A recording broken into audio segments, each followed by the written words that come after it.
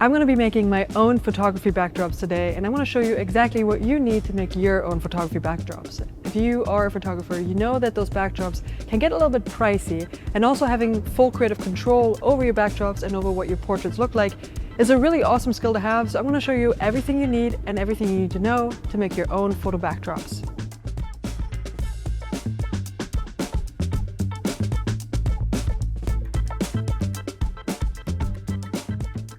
So I have this vision in my mind for a very deep blue, very textured backdrop because I think that will show up really nicely for portraits.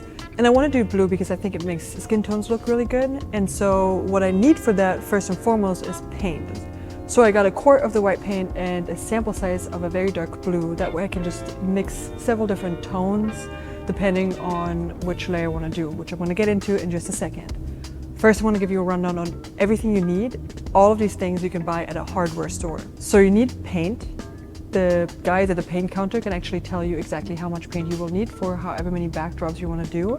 You need a canvas drop cloth. I think that a 6x9 drop cloth is pretty perfect for both portraits but also for storing. You don't want it to be too huge, that way it will get tougher to store. Then you need a plastic drop cloth or something that you can put under your drop cloth, depending on where you're painting. So if you are painting somewhere where it doesn't matter if the floor gets a little bit dirty, then it doesn't matter too much.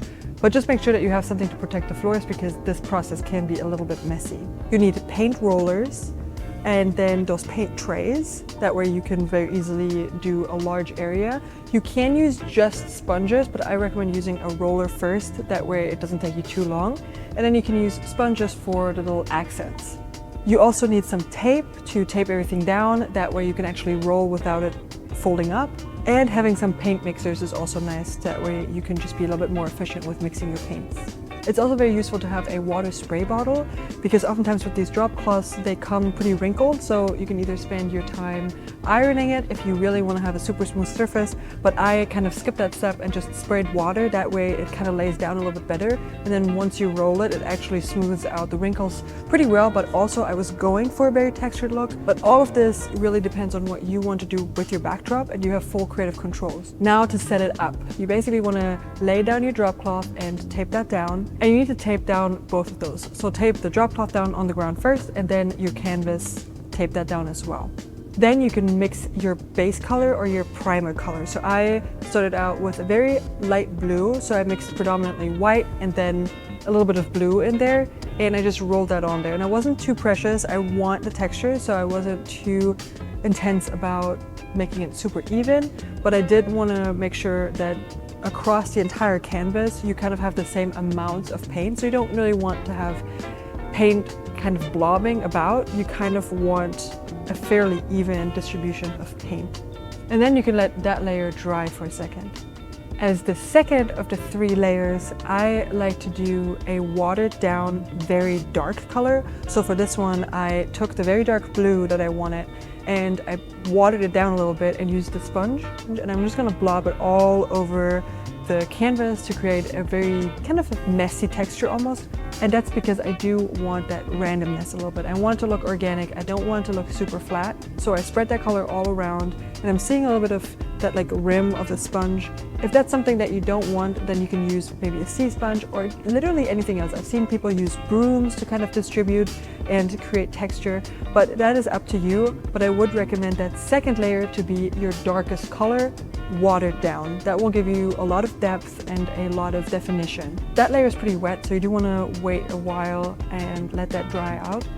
But then you're going to go to your final third layer and you're basically going to go back to the very light color. So for my third layer, I had essentially the same color that I started out with, but now I'm going to water it down a bunch. And then I'm going to use the roller again and basically try to have the roller be as empty as possible. That way, basically when you have the streaks going over, you have this like kind of textured layer from the roller.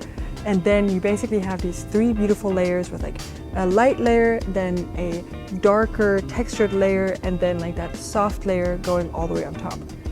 Like I said, you can play around with what you think looks good. And the good thing about painting your own canvases is that you can always go back in and change it. Like you can do a photo shoot, realize that it's not quite what you wanted, and you can just go back in and You could even start over completely, but you can always just kind of add another layer. I'm pretty happy with how this specific canvas turned out because you can still see a little bit of the color, of that natural color from the canvas shine through. And I think that's going to look really cool on portraits, but to really find out, let's actually take a few portraits.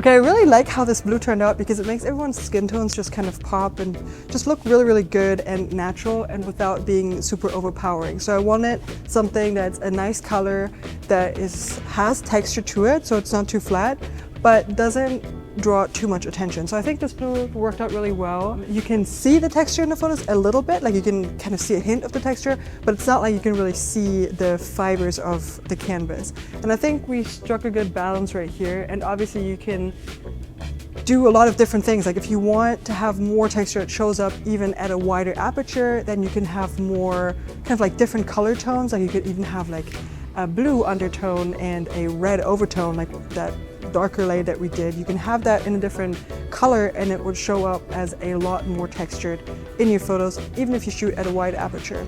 So I hope this was helpful. I hope you will go kind of crazy with your backdrops now that you're unbound by anything that's commercially available.